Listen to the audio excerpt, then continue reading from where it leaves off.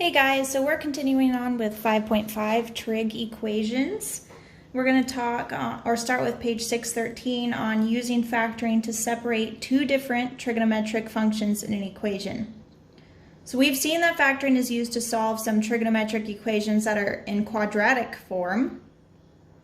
Factoring can also be used to solve some trig equations that contain two different functions, like if we have the tangent of x times the sine squared of x is equal to 3 tangent of x.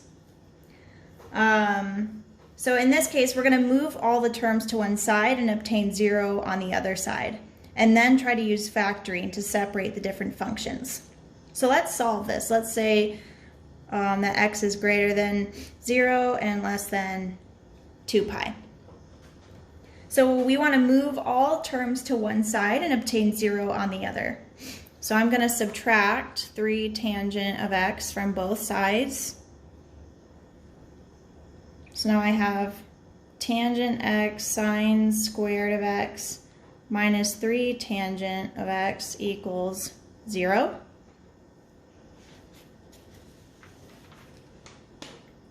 We now have this, which contains both tangent and sine functions. So we're going to use factoring to separate the two functions. I can factor out a tangent of x. So tangent of x times the sine squared of x minus 3 equals 0. So I just took a tangent of x out from both of those. So now I can set each of these equal to 0. I can set tangent of x equal to 0, and I can set the sine squared of x minus 3 equal to 0 and solve for both of those. Well, where is the tangent of x equal to 0? Remember that tangent is opposite over adjacent. So tangent of x equals 0 at x equals 0, and also x equals pi. Because if we look at our unit circle,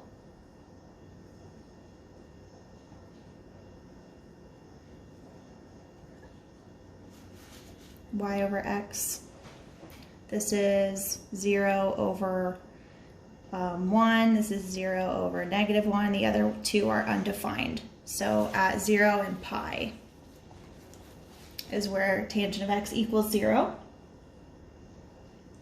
Okay. And sine squared of x equals 3. And then we want to take the square root of both sides. So sine of x is equal to plus or minus the square root of 3. So where does the sine of x equal to plus root 3 or minus root 3? There's actually no solution because sine of x can't be greater than 1 or less than negative 1. So that's no solution. So the only solutions are x equals 0 and pi.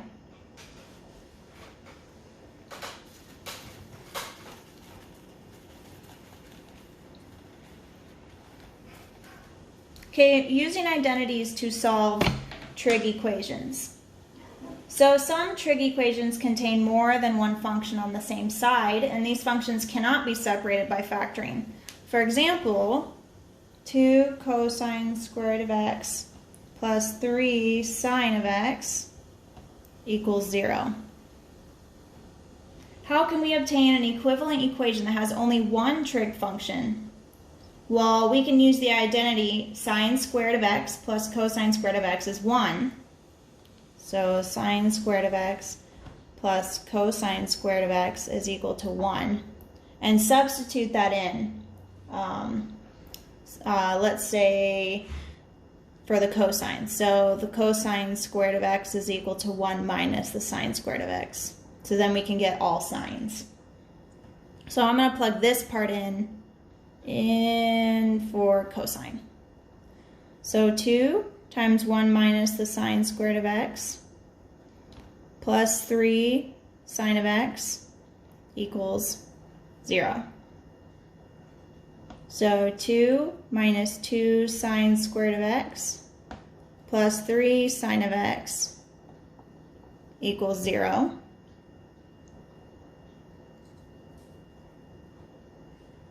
And rearranging this, we have negative 2 sine squared of x plus 3 sine of x plus 2 equals 0.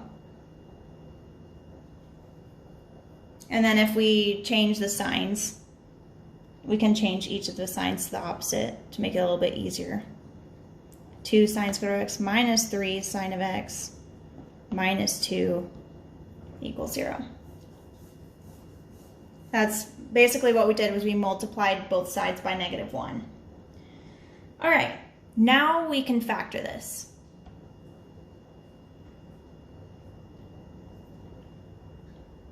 All right, well, I know that one of these is going to be 2 sine of x. The other has to be sine of x. We're going to have a plus minus and then 1 and 2. So because that is -3, I'm going to try this and see if it works. So 2 sine of squared of x minus 4 sine x plus 1 gives me -3, and then minus 2. Okay, that works. Okay, now I'm going to set each of these equal to 0. So I have 2 sine of x plus 1 equals 0, and sine of x minus 2 equals 0. So 2 sine of x equals -1. Divide this by 2. So sine of x is equal to -½ And over here, sine of x is equal to 2. So is there any place where sine of x equals 2? No, there isn't. So that has no solution because x cannot be greater than 1. But sine of x equals -½ that has some solutions. So where is sine of x equal to -½ Remember that sine is opposite over adjacent, or y over c, or whatever you want to call it. So the only two places are going to be in the third and fourth quadrant.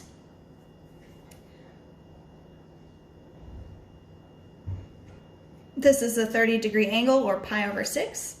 So this is going to be pi plus pi over 6. So x is equal to pi plus pi over 6. That's going to be one of them. The other one is going to be 2 pi minus pi over 6. This is going to be 7 pi over 6. And this one will be 11 pi over 6.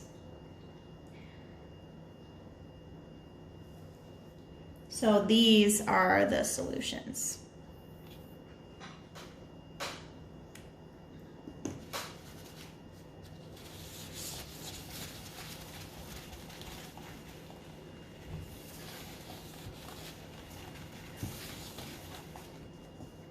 All right, so let's look at example 8 on page 615.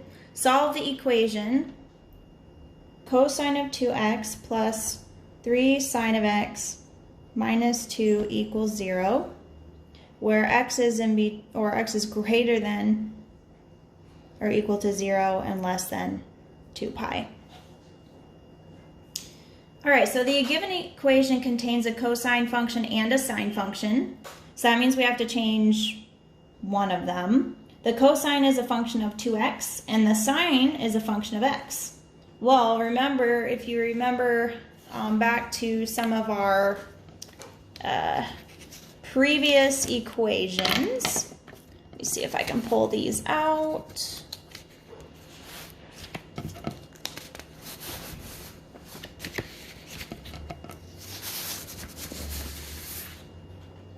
Okay, so the sine or cosine of 2x can be any one of these values here, but we want to use the one that will give us just sine. So that's this one. So we can change this cosine to 1 minus 2 sine squared of x. That came directly from this right here.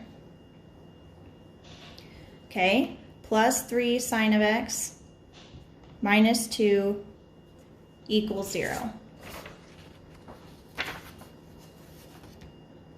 All right, so this becomes negative 2 sine squared of x plus 3 sine of x minus 1 equals 0. And then we can multiply both sides by negative 1, so just to change the sign. So it's 2 sine squared of x minus 3 sine of x plus 1 equals 0. That just helps make it easier to factor. Okay, so now we're going to factor this. 2 sine of x, makes it easier because both signs are going to be negative, and 1 and 1. Okay, so now I'm going to set each of these equal to 0.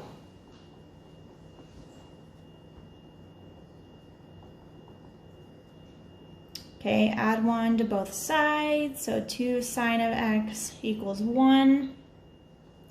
Divide by 2, so sine of x equals 1/2, and sine of x equals 1.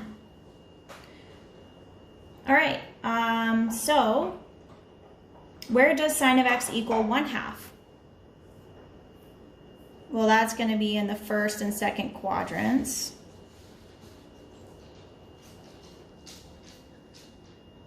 And that's going to be a 30-degree angle, or pi over 6. So x is going to be pi over 6, and then pi minus pi over 6. Or 5 pi over 6. Where does sine of x equal 1?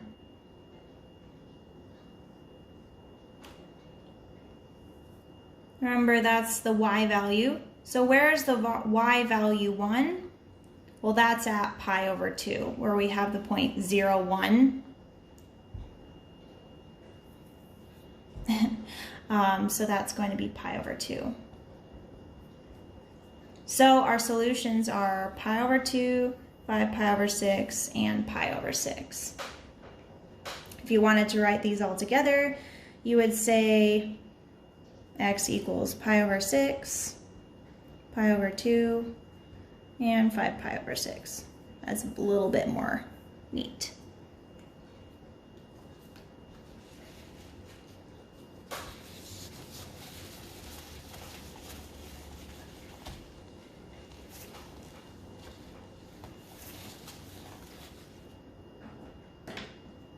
All right, let's look at example 9. So solve the equation sine of x cosine of x equals 1/2, where x is greater than or equal to 0 and less than 2 pi.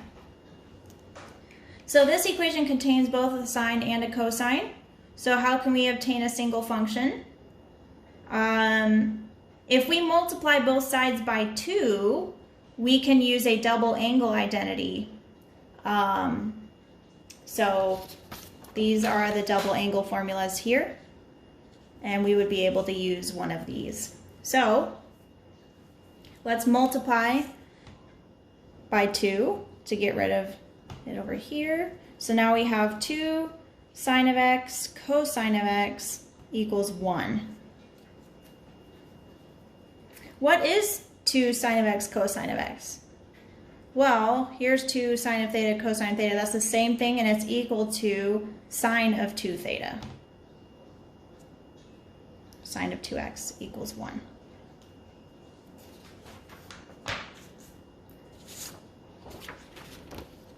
So 2x means we have a multiple angle. So the period of the sine function is 2 pi. In the interval 0 to 2 pi, the only value for which the sine function is 1 is pi over 2. So the only place where sine of x equals 1 within this period is pi over 2. So we're going to set 2x equal to pi over 2 plus 2n pi. Because this number here represents that there's multiple angles. Okay, so we're going to divide everything by 2. So we have x is equal to pi over 4 plus n pi. Okay, so let's solve. So let's say n is 0. Well, that means x is going to be pi over 4. What if n is 1? We would have x is equal to pi over 4 plus pi, and that's going to give you 5 pi over 4. If we did n is equal to 2, we would go over the domain, so these are the only answers.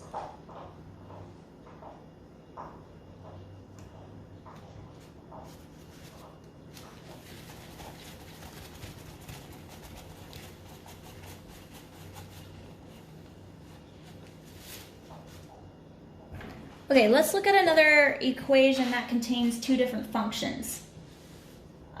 So sine of x minus cosine of x equals 1, where x is greater than or equal to 0 and less than 2 pi. Can you think of an identity that can be used to produce only one function? Maybe sine squared of x plus cosine squared of x could be helpful. So let's try that out. So let's square both sides.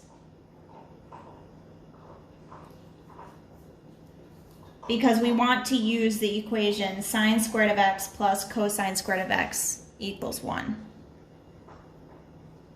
All right, well, what this ends up doing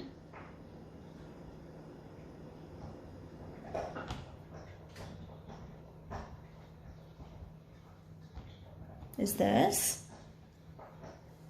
So this is sine squared of x minus 2 sine of x cosine of x plus cosine squared of x.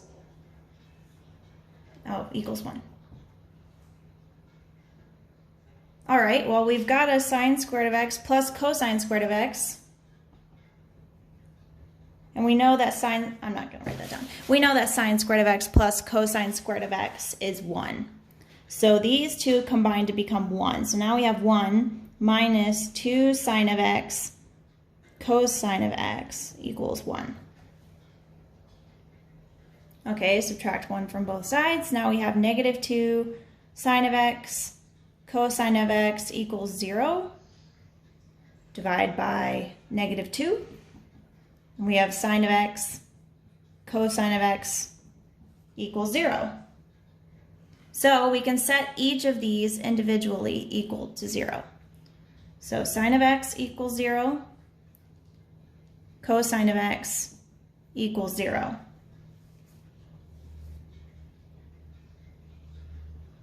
Okay, where is sine of x equal to 0?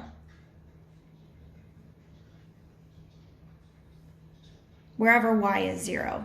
So that's going to be at 0 and pi.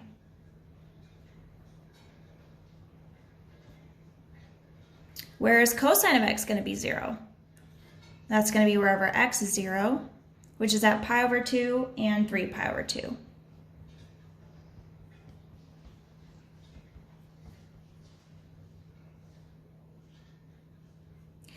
What we need to do now is we need to check to see if any are extraneous.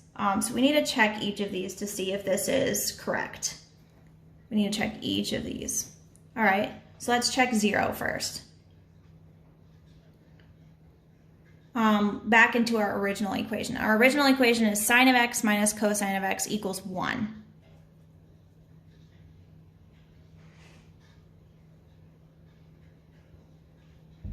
Okay, so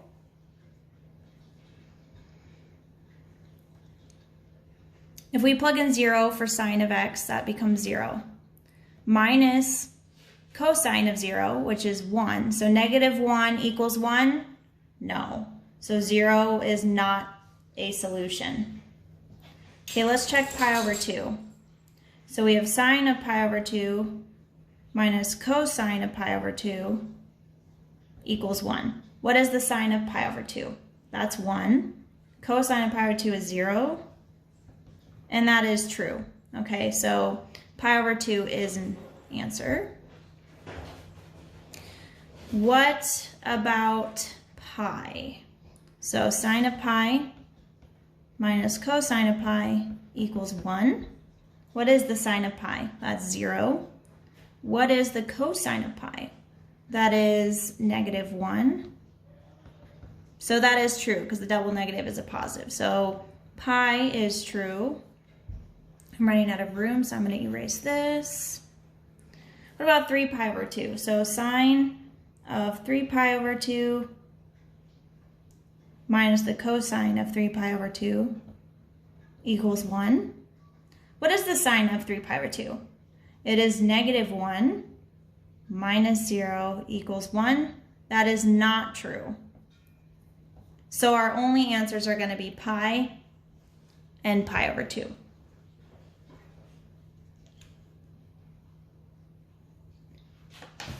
Okay, so in all of our previous examples, the equations had solutions that were found by knowing the exact values of trig functions of special angles, like pi over 6, pi over 4, and pi over 3. But not all trig equations involve these special angles. And for those that do not, we're going to be using our calculator. This may be hard to see, and I know my calculator is a little bit different than some of yours, but we're going to be using the secondary keys that are marked. Let me write them down for you.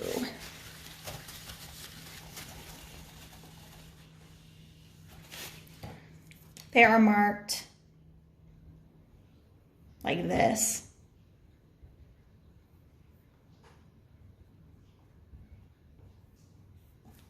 On our calculator. So for some of us, that may be found, at least for me, here's my sine, and the sine to the -1 is I have to press this button, and then I can do the sine of -1. So let's look at example 11. They want us to solve the tangent of x is equal to 12.8044. Solve each equation correct to 4 decimal places. All right, so we can use a calculator to find theta. So once theta is determined, we use our knowledge of the signs of the trig functions to find x in 0 to 2 pi that satisfies this equation. So we can write this. Remember, we can rewrite this as tangent of theta equals 12.8044. I can rewrite this as theta equals the inverse tangent of 12.8044. Now I plug that into my calculator. So, now do you want your calculator to be in radians or degrees? Make sure it's in radians. So I'm going to make sure it's in radians. Okay, it's in radians. I'm going to do the inverse tangent of 12.8044. And that gives me 1.4929.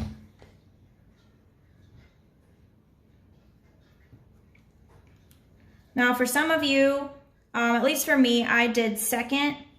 Oops, let me put this down. For people with my calculator, I did second tan and then entered the number and then enter. But for some of you, you may have to put in the number first, so 12.8044, and then press second tan, and you should get it. Let's look at another example. So the cosine theta equals 0.4317. All right. Well, first of all, I can rewrite this as theta equals the inverse cosine of 0.4317. Plugging that into my calculator.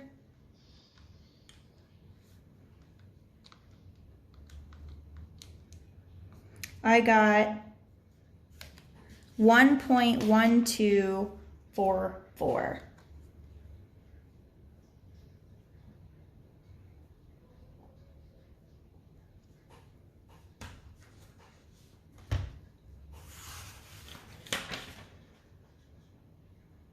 I just realized something that I forgot to do for the last one. Because we're working with the domain from 0 to 2 pi, there is another value that could work.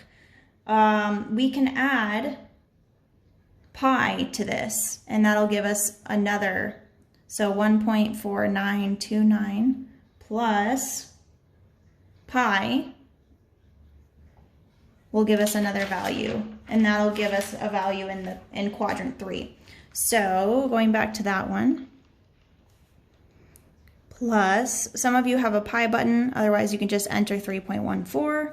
You should get 4.6345. So these are the two values you should have gotten for the last one. Now back to the one we were working on. This is the first value you should get.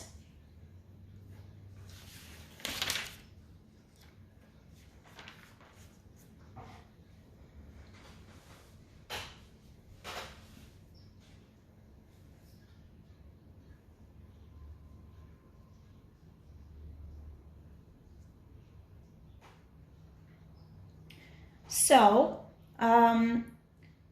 we want to find what the values are going to be, well, because cosine is negative, and that's, I guess I forgot to write that down. So because this is negative, the places where cosine is negative is in quadrant 2 or 3. So let's solve for that. So your theta, or your x, is going to be pi minus 1.244. So quadrant 2 or 3, and then pi plus 1.244. So pi plus, oops, forgot the plus. I got 4.2660, and pi minus, I got 2.0172. So these are my two answers. All right, one last problem.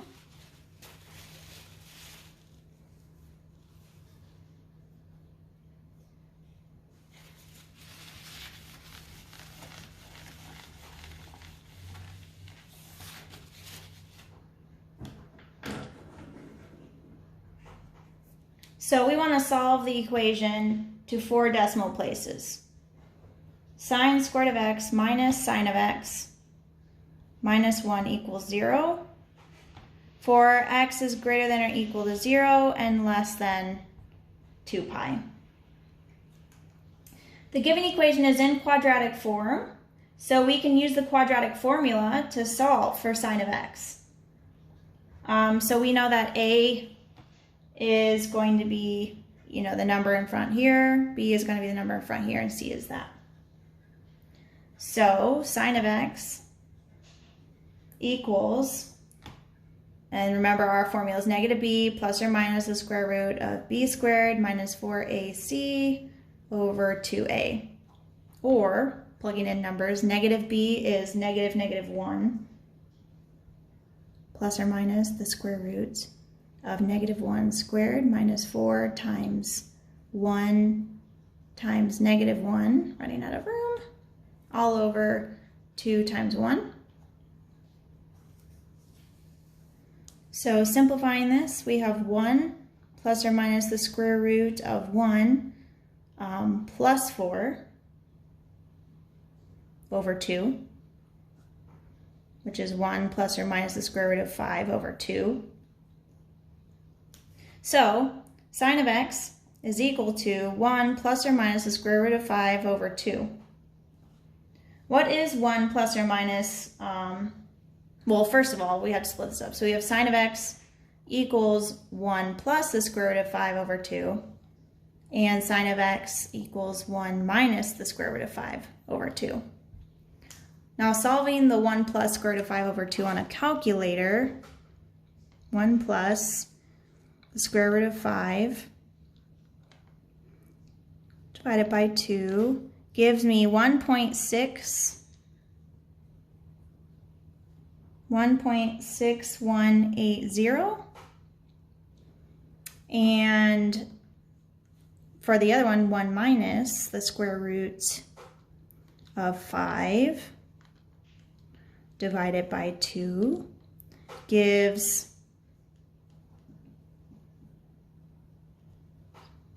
negative 0.6180. All right, so we have these two values. So does this have a solution? It does not, because sine cannot be greater than 1. For this one, where is sine negative? So sine is negative in quadrants 3 and 4. So here and here, that's where sine is negative. So let's first solve this. So sine of x equals negative 0.6180. I can rewrite this as theta equals the inverse sine of negative, actually don't put in the negative. So ignore the negative for now. The negative comes into play for the quadrants. So solving this on my calculator, do the inverse sine 0.6180. Okay, so I got x is equal to 0.6662.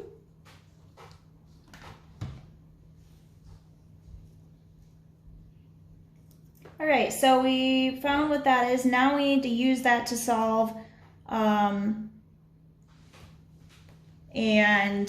figure out what the values are going to be in quadrant 3 and 4. So this is pi here, so we're going to add pi plus this number, and we're going to do 2 pi minus this to find it. So x equals pi plus 0.662, and x equals 2 pi minus 0.662. Doing that on my calculator. So pi plus 0.662 is 3.80.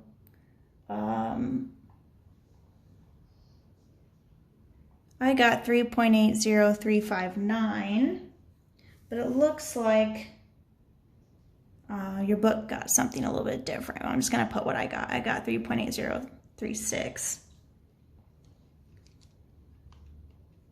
Oh, I think I forgot. Oh, I forgot an extra decimal place. That's why. Okay, let's retry this. There we go. Okay, 3.8078. That's right. Okay, and then 2.47. Oops, I'm supposed to change that to 2 pi. My goodness. Okay, hang on. 5.6170. All right, so these are my solutions. And that is it for chapter 5.